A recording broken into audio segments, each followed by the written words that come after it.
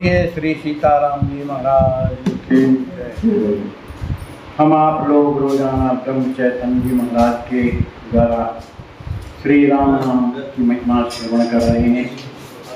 आज के प्रसंग में कि मैं और मेरा ही दुख का कारण है। जब प्रभु राम रक्षक हैं तो मन में भय नहीं होना चाहिए।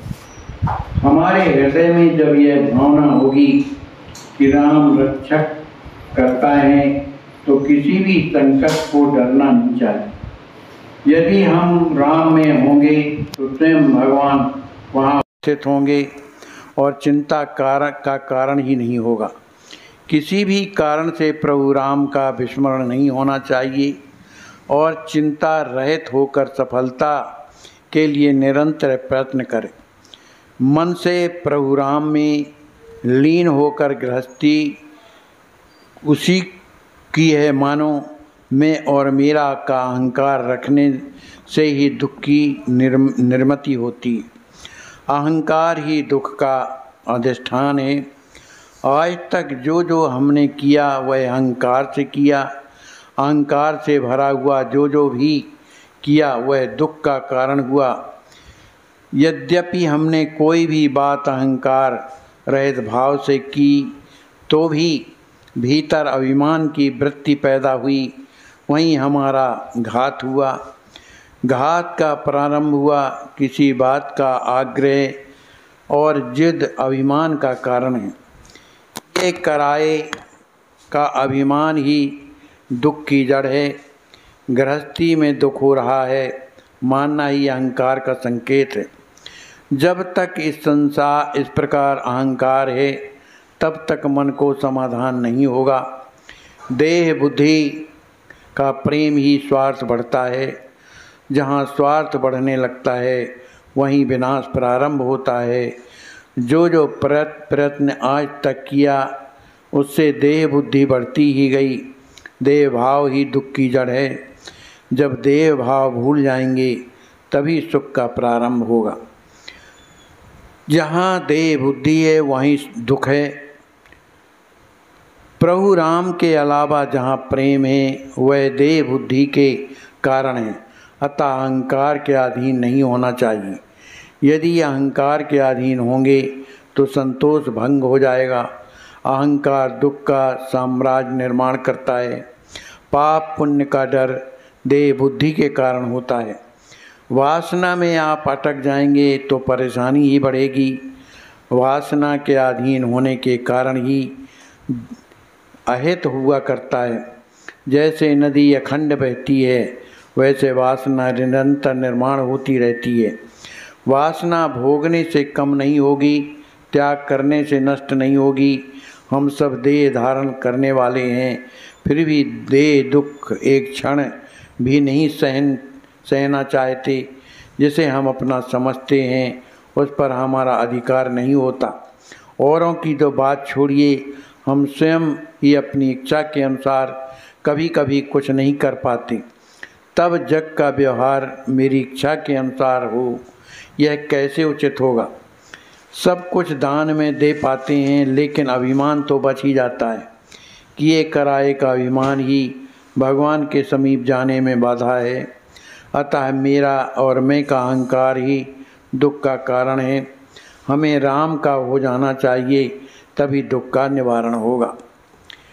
कहते हैं मनुष्य कितना भी मिले लेकिन लोभ कम नहीं होता है। संसार में दो प्रकार की बीमारियां आदमी को लगती हैं। एक प्रकार की बीमारी ऐसी है कि जिसे भूख नहीं लगती, ढेर दवाइयाँ देने पर भी कुछ उपयोग नहीं होता। ऐसे आदमी के लिए सभी प्रकार की मिठाइयों से भरा भोजन का क्या उपयोग।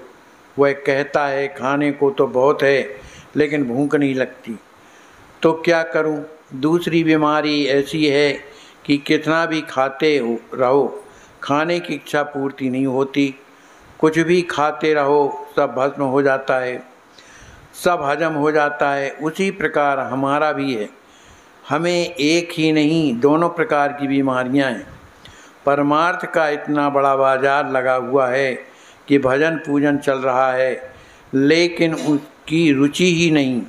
असल में हमें उसकी भूख ही नहीं है। उल्टे भगवान ने हमें अपनी कल्पना की अपेक्षा बहुत अधिक दिया है। पत्नी, बाल बच्चे, नौकरी, धंधा, घर बार आदि कितनी बातें दी हैं जिनमें हमें सुख मिलेगा ऐसा लगता है, लेकिन हमारा लोभ कम नहीं हो रहा, बढ़ रहा है। ईश्वर के प्रति प्रेम नहीं निर्माण हो रहा। ऐसा कितने दिन चलने वाला है? हम नीत धर्म का अनुकरण करते हैं, हमारा बर्ताव अच्छा है, ये सभी बातें सत्य हैं, पर इसका कारण यह है कि हम यदि बुरा व्यवहार करें तो लोग हमें क्या कहेंगे, हमारी निंदा करेंगे, इसका हमें डर है। ऐसी अच्छाई बाह्यता केवल ऊपरी सुधार से क्या लाभ? मनुष्य जीवन यदि सुखी बन गया तो उसे सुधार कह सकते हैं। उल्टे आज की स्थिति का अवलोकन करो तो मालूम होगा कि जितनी सुधारणा अधिक हो रही है उतना असमाधान भी अधिक हो रहा है। परमेश्वर के प्रति प्रेम बढ़े, अन्य बातों का लोभ कम होने के सिवाय जीवन में कोई सफलता नहीं। तीर्थ यात्रा, भजन पूजन ये बातें परमार्थ का स्मरण करा देती हैं, परंतु इससे अंतरंग में सुधार होगा कि नहीं यह कहा नहीं जा सकता। जब तक अंतरंग में सुधार नहीं होगा तब तक शेष बातों से कोई उपयोग नहीं होगा। मनुष्य को कितना भी पैसा, जायदाद आदि का लाभ होता रहे पर उसको संतोष नहीं होता, तो जो स्थिति आए उसमें संतोष माना जो प्राप्त है वह पर्याप्त होगा। परमार्थ समझ करके जो उसका आचरण करेगा उसे वह जल्दी सधेगा। ऐसे व्यक्ति को गृहस्थी का त्याग करने की कोई आवश्यकता नहीं है। मन में भगवान के प्रति प्रेम भाव न होने पर भी बाह्यता देख से उसकी पूजा अर्चा करें, नाम स्मरण करें। प्रारंभ में जबरदस्ती से नाम स्मरण करना पड़ेगा, बाद में उसकी आदत होगी तो मुँह में अनायास वह स्थिर होगा। इसी से भविष्य में उसकी लगन लगेगी। मैं जो पहले था वह अब नहीं हूँ, अब जो तो मैं भगवान का हो गया हूँ, ऐसी भावना निर्माण करना बहुत जरूरी है। बोलिए श्री सीताराम जी महाराज जी की जय। दंडोत महाराज जी। जी हाँ, दंडोत। जय। आपका शुभ नाम क्या है? मिथिलेश दास। श्री मिथिलेश दास जी महाराज। ये अच्छा, आपकी उम्र कितनी हो गई होगी? 70 वर्ष से कुछ ऊपर। 70 से ऊपर है। ये अच्छा, कहाँ रहते हैं अयोध्या में? सियाराम किला। अच्छा किला। अच्छा, झुनकी घाट। हाँ हाँ। तो कितने साल हो गए होंगे अयोध्या में? वहाँ 20 साल से है। 20 साल से। हाँ। तो क्या तकलीफ हो गई आपको? हमको एक बैग कमर में दर्द हो गया। अच्छा। और दाहिना पैर में दर्द हो गया। अच्छा। और बदन में दर्द रहता है। अच्छा, अच्छा। बस। तो आप यहाँ इलाज कराना चाहते हैं? हाँ। अच्छा अच्छा, ठीक है, आपकी जांचें करवाएंगे, बढ़िया इलाज चलेगा। हाँ। आप एकदम ठीक हो जाएंगे। ये ठीक है जी। दंडोत दंडोत। सिया राम। जय सिया राम। आपका शुभ नाम क्या है? हमारा शुभ नाम महाराज जी है बाबा जानकी दास। श्री जानकी दास जी महाराज जी। आप कितने साल से अयोध्या में रहते हैं? हम कम से कम रहते हैं महाराज जी 40 साल से। 40 साल से? जी। अच्छा, इस समय उम्र क्या हो गई आपकी? इस समय उम्र हमारे महाराज जी कम से कम 45-50 के लमसम है। अच्छा अच्छा जी। तो छोटे बचपन से ही आ गए थे? जी। अच्छा, तो आपका शुभ नाम क्या है? बाबा जानकी दास। जानकी दास। तो आपको क्या तकलीफ है? हमें महाराज जी पेट के संबंधी से तकलीफ रहता है। पेट में कभी मतलब भोजन करते हैं पचता नहीं है, कभी मतलब बहुत तगड़ा ऐसा जलन हो जाता है कि मतलब जैसे सीना उना जैसे दर्द होने लगता है। कहीं इलाज कराए हैं? महाराज जी भी तो कहीं इलाज नहीं कराए हैं, मौका तो इससे इलाज कराए थे कभी। तो अभी ट्रस्ट इलाज कराना चाहते हैं आप? जी महाराज। अच्छा, ठीक है, आपका इलाज चलेगा, आप निश्चिंत रहें, बढ़िया स्वस्थ हो जाएंगे।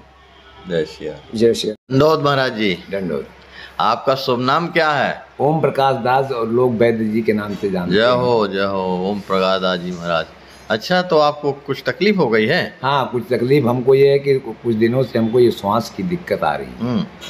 और लगता है कि ये पेट हमारे उसमें सीने में दर्द होता है। दर्द भी होता है? हाँ, दर्द होता है, कफ बहुत निकलता है। अच्छा अच्छा। और सांस लेने में तो बहुत ही ज़्यादा दिक्कत है। अच्छा। वैसे मुलेठी और सब चीज़ें हम लेते हैं, थोड़ा हमको राहत मिलता है। हाँ हाँ। लेकिन पूर्णतः हमको फ़ायदा नहीं मिल पाया है। अच्छा अच्छा। तो इसको हम जांच कराना चाहते हैं और दिखाना चाहते हैं कि प्रॉब्लम तो क्या है। यहाँ ट्रस्ट से आप चाहते हैं इलाज कराना? हाँ, बिल्कुल चाहते हैं, क्यों नहीं, जब संत का है ट्रस्ट तो अच्छा जाएंगे। अच्छा अच्छा। हाँ जी, ठीक है, तो आपका जो है जांचें होंगी। ठीक है।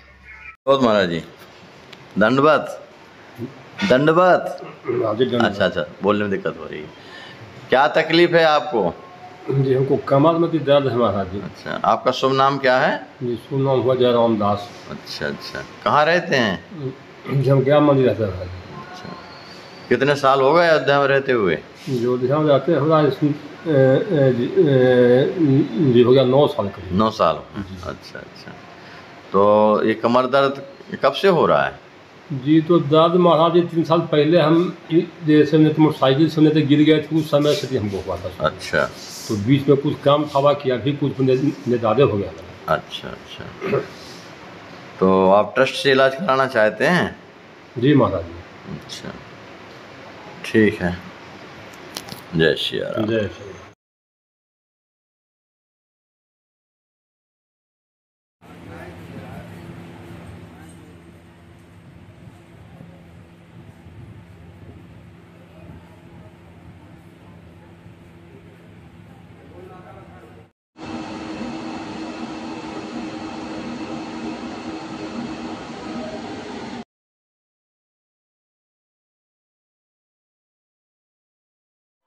वैष्णव जन